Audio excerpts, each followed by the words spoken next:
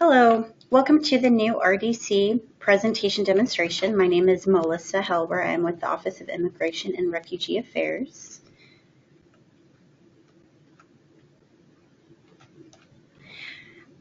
So today we are going to do a very broad overview of the new RDC. Most of this presentation will cover how to log in as a first-time user and how to navigate through the site. You will have the opportunity to learn more detailed functionalities and how they relate to individual programs in the additional trainings that have been provided. So just a quick note on data entry, just to remind you, of course, we use this data to track your performance measures, but this is also important data because we use the RDC to retrieve information that we will report to the federal government.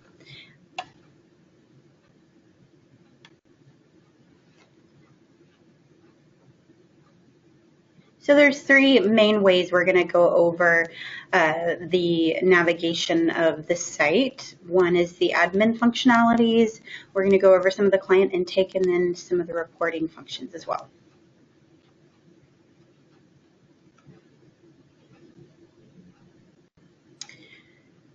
So for this presentation, we're going to be using a dummy account that has already been created for testing purposes by OIRA staff. But before we go to the site itself, I have some screenshots here to show you how you're going to log in for the first time at your location. And so, as you know, all RDC users have to complete these two forms in order to access the site. Anyone currently using the RDC should have these forms on file already, but in order to gain access for new RDC users, it's important to complete these forms and send them to OIRA as soon as possible. So we've got the computer use agreement and also the form 4743. And so the first step to using the new RDC is going to be navigating to the new RDC website, which is down here. So this is going to be sent out to everybody in an email, and you're going to want to bookmark this site for future reference. So here it is. This is a screenshot of the home page that you're going to see. So you're going to click up here to log in. And this is the initial login page. So you're going to enter your username that you will have and also your dummy password, which is going to be changeMe#1. This is only going to be accessible one time. So as soon as you enter in for the first time, use changeMe#1, accept the security agreement, and log in. You're going to get this prompt, hit OK, and then you're going to immediately be asked to change your password. And so this is what you're going to see when you need to create a new password. It needs to be a unique password. Put in your old password, which we remember is changeMe#1, your new password, and then retype your new password and then click submit. So just an important note about passwords. They need to at least have 8 characters, have 1 numeric character, at least 1 uppercase and 1 lowercase character, and have at least 1 special character. Once you create the new password, you will be prompted to answer a security question. So this is going to be used to identify you if you forget your password in the future. There's preset questions or admin-defined questions that you can use, and you can also create your own user-defined question and response. So after you log in for the first time, log completely out of the RDC and then close and reopen your browser window and log in, navigate to the site and log in using your new your username and your new password.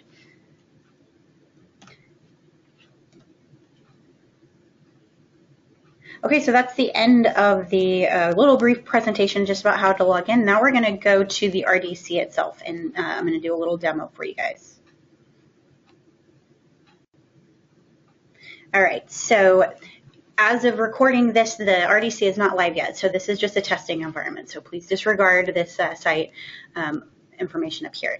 So, but this is what it's going to look like when you log in. So we're going to use our, like I said, our completely made up fake account that we created just to test and work on the RDC. And the login information is rdcccsa@gmail.com.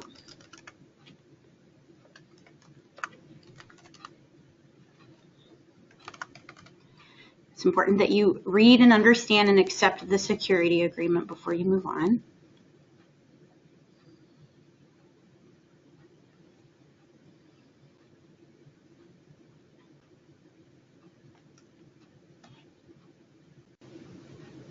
Okay, so once you are logged in, this is going to be your home page, and you're going to want to make sure to navigate to the RDC up here. And whenever you're all registered and logged in, your organization name will appear up here in the corner.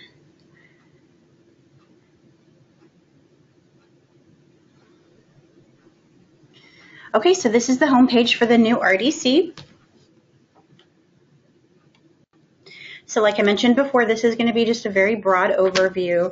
I'm going to go over briefly some of the admin functionality and also some client data entry, and then I'm going to run a report and show you how that works as well. So up here, there could occasionally be some information from OIRA and the alerts, so just keep an eye out for that. So the first thing we're going to do is we're going to navigate to admin. So this is where the person at your agency who has admin capabilities for the RDC would manage the provider information, and that's going to be personalized for your agency and your programs. Most of this information is going to be pre-populated by OIRA based on your individual contract requirements. The information that is inputted into this tab and in this area will correspond with the drop-down menus and other data entry features that you find on the client intake pages and other pages throughout the site. So I'm just going to quickly kind of go through some of these tabs. Profile. So this is going to be information about your main provider. You can update it as you need to. Keep in mind anything that has these red asterisks is going to be required. So make sure that you enter that data into the RDC.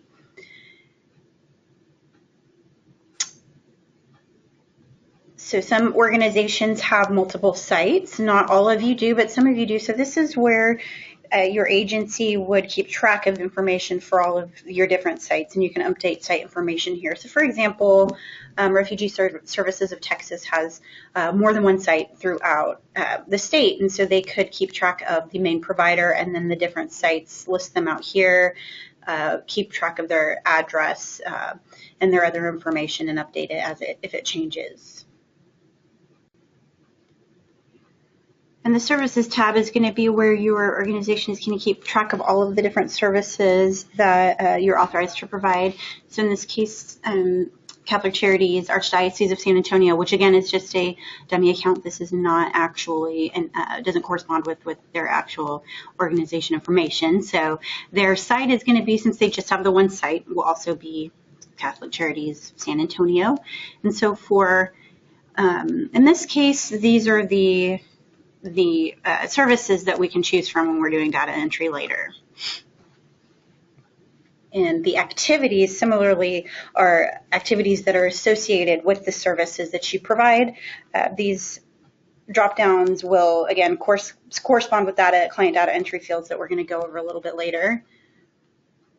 Something kind of important to note as of right now, if we were to click on site service, say, we are going to look at the activities for RSS job placement, or let's do a different one.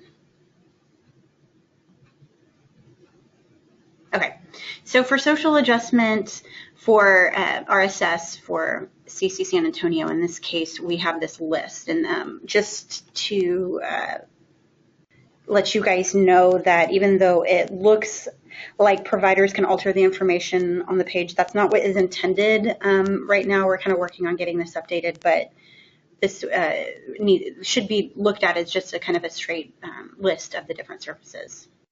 And again, this is going to be auto-populated by OIRA staff.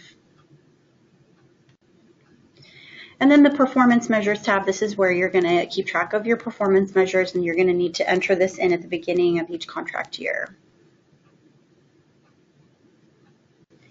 So these other admin features up here, I'm just going to look at the employer one because they're all very similar and they're all going to correspond with specific programs that you're working under, and there's going to be some specific program-specific modules that you're going to look at. So we'll go over that in a little bit more detail in those modules. So, but for example, here, the employer tab. If you have a employment services or job placement program at your organization, this is where you're going to keep a list of the different employers that you work with, so that when you do data entry later, the person will choose the employer that they're entering based on what's in the drop-down. So if you start working with a new employer, you would need to come in and add them here. And the only required information for this particular field is their name.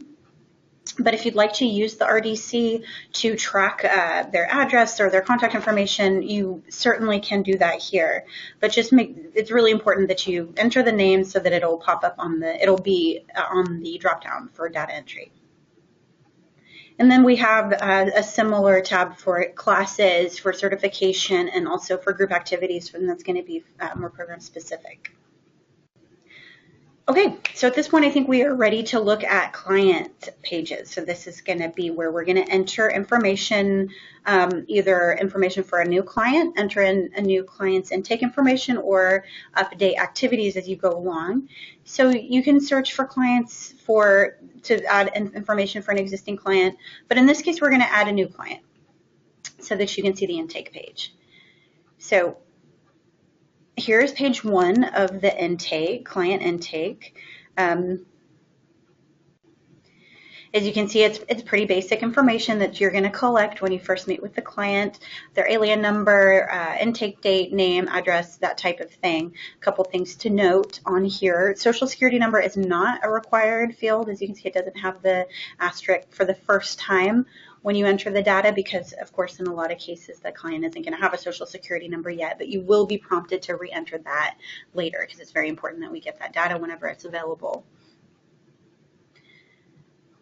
A couple other things on this page to note that might be a little bit confusing the first time you use it is going to be the cash assistance here and also the immigration status. So cash assistance is where you're going to enter any cash assistance that the client's receiving, refugee cash assistance, TANF, SSI, anything like that. Another thing about the RDC is that you'll see these blue question mark buttons, and whenever you see that, you want to click on it so that you can, that there's going to be some more information about that. So in this case, let's look at that. So this explains that if the client is currently receiving cash assistance, select the appropriate option. If they're not receiving cash assistance, you're going to want to select none.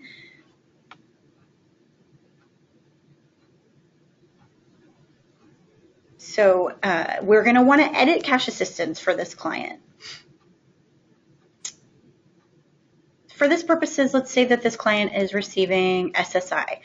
Now, the cash assistance date is going to be when the client actually starts receiving benefits. So it could potentially be the same date or the same month as, when you do the intake. In the case of refugee cash assistance, that might be the case. In some cases, the payments are going to be retroactive. So if that's the case, that's going to be the date here that you enter is the date that the payments are retroactive to. So say this person applied for SSI, a month ago or 6 months ago, and they just got approved and they're just now receiving payments, but they're receiving back payments for 6 months. So you're going to want to put that original date that they were eligible and they're receiving a payment for. So I'm not going to enter any cash assistance for this person right now.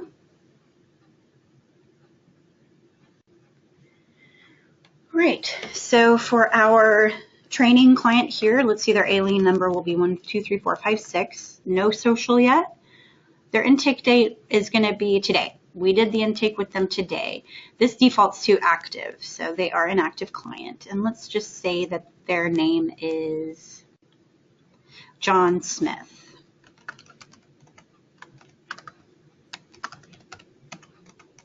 And they live on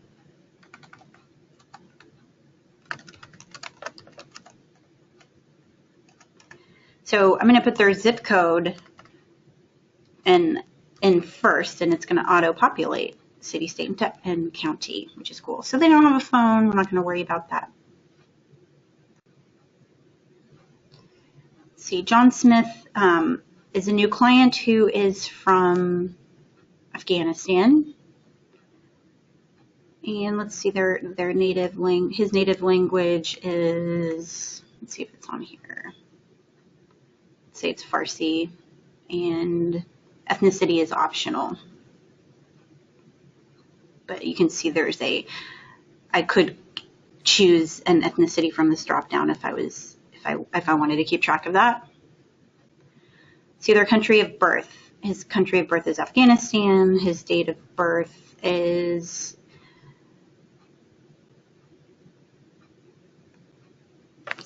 January 1st, 1979.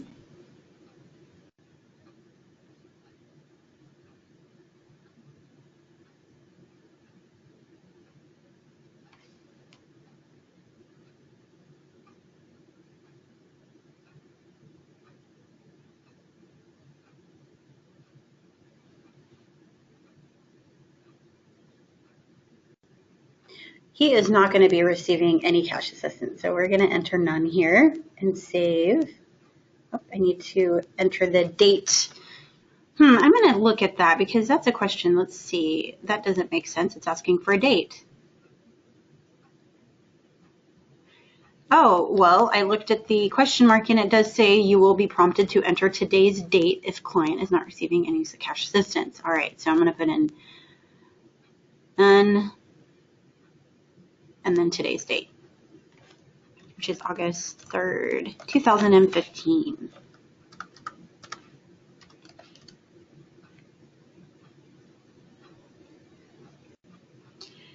And there's going to be quite a bit more information about entering cash assistance for refugee cash assistance whenever we go into the RCA module, so keep an eye out for that. Now, this person's immigration status, another little area that might be a little bit confusing the first time, is the immigration status and the eligibility date based on. So in his case, he's a refugee. And when I click refugee, it's going to auto-populate what his eligibility date is based on. And even though there's a drop down here, it's going to auto-populate and you're not going to need to change that. If he was an asylee, it would auto-populate his eligibility date is going to be the date that his status was granted. Similarly with SIV, date of arrival, victim of trafficking, date of certification, and so forth. So we're going to stick with refugee, his date of arrival, his eligibility start date. I'm going to know to enter his date of arrival from his I-94 on here. And let's say that that was July 25th, 2015. And we're going to save. All right, so now that we've saved, we have the option to go to intake page 2. We're going to collect a little bit more data on Mr. Smith. So just to point out something here, his initial state of resettlement, say that he's a secondary migrant, and he initially was resettled in Louisiana. If I were to save this, and another required field here is that he is not employed. So if I were to save this, it's going to say secondary migrant, yes. However, let's say he wasn't resettled in Louisiana. He was resettled in Texas, and he was resettled not at my agency. He was resettled at the Caritas of Austin. For the purposes of this information, he is not a secondary migrant because he was resettled in Texas. Secondary migrants are only going to be counted if they are resettled out of state. Here's some other not required information to enter about health information, education, etc. Of course, it's really important. You're going to have to enter whether or not they're employed and whether or not they're currently receiving health insurance. Right now, he's not because we haven't applied for Medicaid yet. We just did the intake today. So I'm going to put no, but I'm definitely going to want to update that.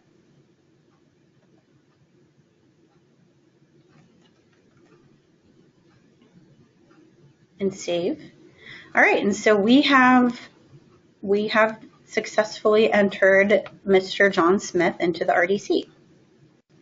So for Mr. Smith, since we did an intake with him, I'm definitely going to want to add that into the services. So please select a service from the drop-down. Let's say I enrolled him into social adjustment. Now, something important to note here on the data entry, some of your organizations have multiple grants that do the same program. So for example, let's say that you had a Cuban Haitian entrance program and RSS program, and both of them had job placement. You would want to make sure to pay attention to, when you're doing data entry, that you're selecting the right grant here. So in this case, if he is our RSS client, Refugee Social Services client, I would enter in RCA, or I'm sorry, the RSS job placement, but we're going to do social adjustment. Add him here.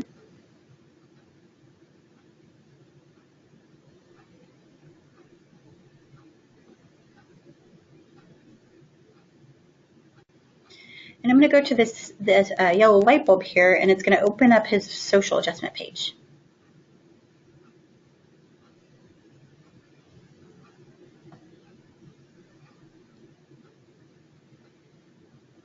Again, look for the red asterisk to make sure that the very important information is required. So in this case, the case manager that's going to be working with him is going to be, I'm going to pick from the drop down, it's Elizabeth Vidales.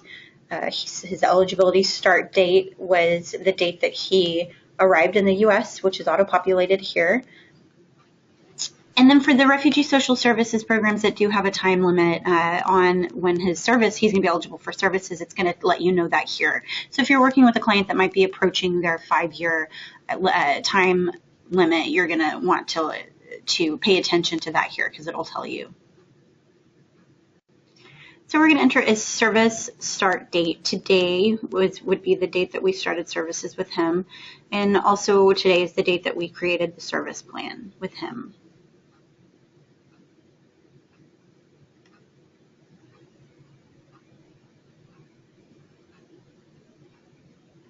And I'm going to want to also enter my activities that I did when I did my intake with him today. So let's say we did a needs assessment. This is support services. So if we were to click on the blue button here, it'll tell you that the different acronyms here stand for childcare, transportation, and translation. And let's say that I provided an interpreter for him. So I'm going to enter that here. I want to add a new activity, because in addition to the needs assessment, I also did a SNAP Medicaid application for him. So I clicked create for that activity. So add a new activity, it's going to bring me another drop down. Public benefits assistance. Activity date was today. Again, I provided interpretation, and I'm going to create that as well. And my changes were successfully saved, which is very good to keep track of. Okay, so I'm going to go back to client intake here, show you just a couple other things.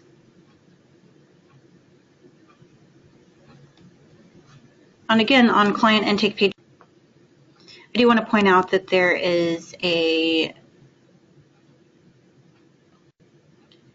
going to be another field that you need to enter in if you were working with a parolee, such as a person that has been paroled from Cuba. So the parolee's eligibility date is based on their date of arrival.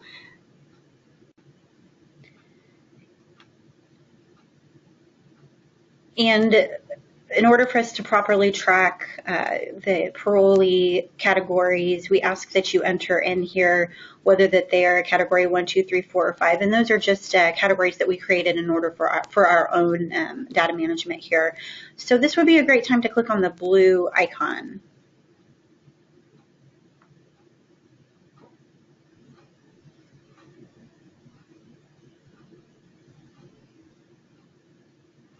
Category 1, Category 2, 3, 4, and 5. A lot of if you're working with RSS, Refugee Social Services, a lot of the parolee clients are going to be option or Category 2. They were paroled into the United States and they did not receive Cuban Haitian program services in any state. So that's going to be a very common one. But definitely pay attention to this if you're entering any parolee data. And we are going to save. See, it prompts you, it says to enter in the social security number as soon as possible.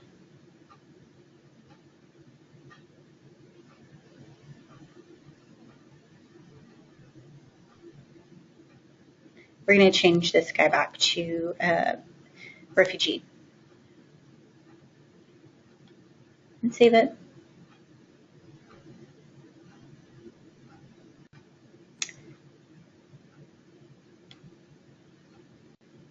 So the last thing that I'm going to go over in this presentation is going to be reports. So I'm going to click on the reports tab up here. So you're going to be given an option to look at state and federal reports, but program reports is probably going to be what you're going to look at the most. And these are the different reports that you're going to have access to. The most important one, of course, is going to be performance measures. So we're going to click here on the yellow icon that's going to bring up the option to run a performance measure report. So for our organization here, we're going to look at run a report for our RSS program. And we are going to select, let's say, the beginning of the fiscal year, let's say October, let me see if I can figure out what I'm doing here. All right, so let's say October 1st, 2014, end date, let's do today.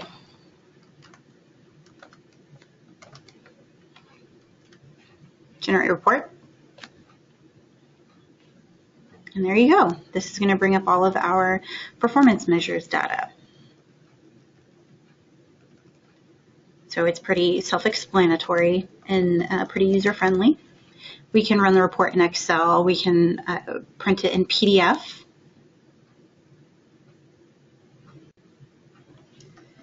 All right, so let's go home here. Something important that I do want to point out before I let you go. These are down here, we have frequently asked questions. There's a lot of information that you can find in the frequently asked questions tab or link. So definitely take a look at that if you're having any issues with setting up your RDC accounts or entering data. We have a glossary with a lot of the information that we, terms and phrases that we use a lot. And then our Contact Us tab here. You're going to want to click on this. It's going to bring a pop-up, so you're going to need to have your pop-up blocker disabled to do this. But if you click Contact Us, it'll bring you to a email address here. This is where you're going to report any bugs or problems with the system, and also this is where who you're going to contact to register a new user. So it's this OCS, Refugee Data Center, at hhsc.state.tx.us. And we are definitely looking forward to hearing from you on any how it goes when you first start using this RDC. So keep that email address handy. So that is it for the Refugee Data Center new RDC program overview. Thank you so much for listening, and best of luck with the new system.